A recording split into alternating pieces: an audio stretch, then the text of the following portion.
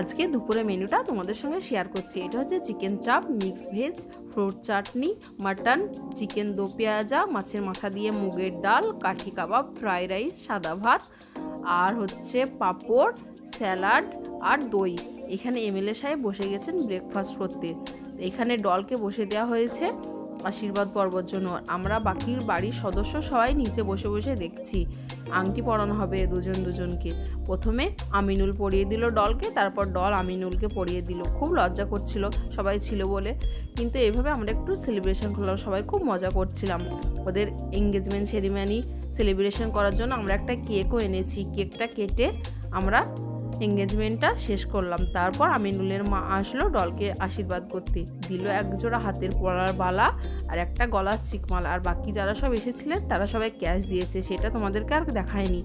ওদের জন্য সবাই দোয়া করবে, ভিডিওটা অবশ্যই শেয়ার করবে।